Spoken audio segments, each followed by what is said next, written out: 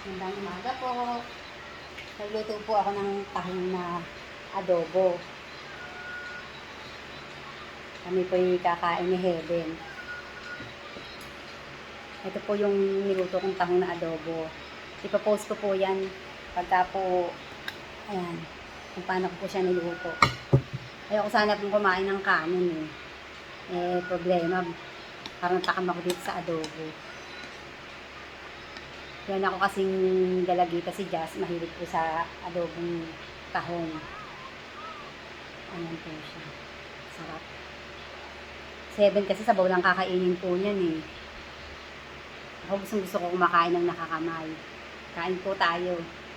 Ano po ako na itong papaya. Tsaka ako may kape. 7, tubig lang siya. Ikaw muna sumubo. Adobo lang. Sarap.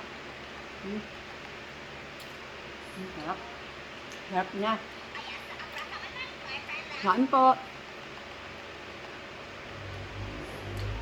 Pag kasi nagda-adobo po ako, naglalagay talaga ako ng sibuyas. Iba kasi bawang lang. Try niyo pong magluto nito. Ipopost ko po yung niyan. Kung paano siya niluto.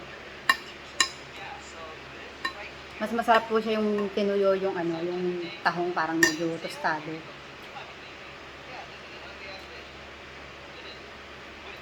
Kain tayo. Minsan ayaw mo naman po. Yung dami kong kain, ayaw ko talagang kumain. Kaya hindi ko mapigil.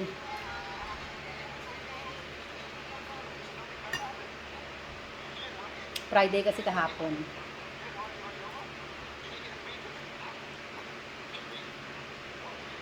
Bumili ko ng tahong.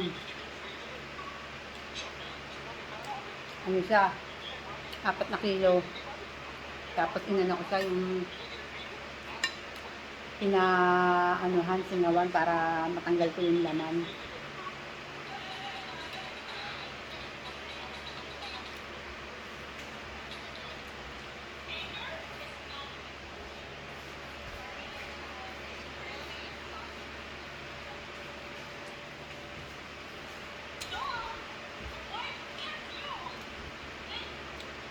Tapos yung kalahati niya, lulutuin ko sa sa cheesy tahong. Pinag-ano ko lang muna yung anak kong dalagita. Para maiba naman yung ulam namin.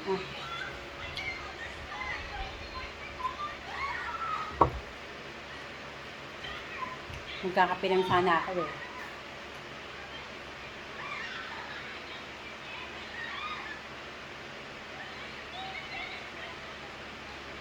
Kain tayo. Try nyo, kaya ako nagpo-post ng mga recipe. Para po meron din kayong idea kung ano yung gusto nyong iulam. Yung mga hindi lagi nating niluluto. Masarap naman yung magluto tayo ng kakaiba sa panlasa. Promise pagka niluto nyo to masarap. Ipo-post ko kung paano ko siya niluto. Simple lang po siya. Pero naglagay po kasi ako ng ng pinya. Anak ko. Nalagay ako ng pinya dyan. Masarap naman kasi meron kang nasasalap-salap na Nasapan ka. Ha? Ang totoo niya ngayon lang ako nagluto nito. Nakita ko kasi yung anak ko bumili. Bumili siya ng isang bote, tinikman ko. Sabi ko, pwede naman ako magluto nun. Kaya yun, nagluto ako. Ito nga. Hindi ko dinulog yung baka hindi makain ni Heaven. Papalakas na naman ang kain ko. Nako. Hindi pa ako sapo? Di siya mo kasing humula. Kain tayo. Maya, pwede kayong bumili. Maaga pa naman. Kayo sa palengke.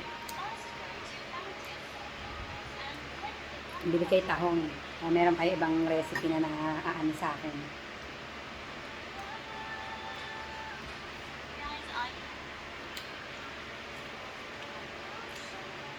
pawis ko. Ventilador, ano ko.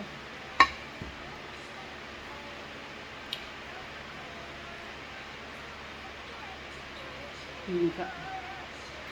Super sarap. Ang gamitin yung yung toyo, yung haluan siya ng seasoning. Sinishare ko lang sa inyo yung recipe ko. Yan yung nangayayatawa kasi nagkasakit ako eh. May sakit na ako tapos nakagat pa ako ng pusa. Lalo pa ako nagkasakit. Naku, Heaven, dami ko na makakain.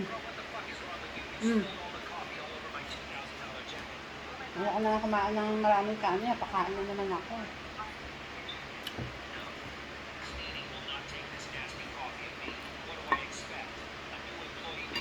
Hinati ko yung yung 4 na kilo. Pagka kasi tinanggal natin sa shell, wala naman pong wala na siyang kukunti na lang lumalabas.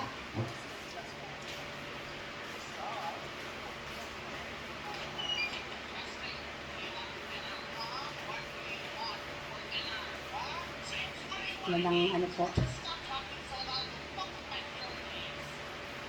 Salamat po. Bigyan ko lang kayo na recipe.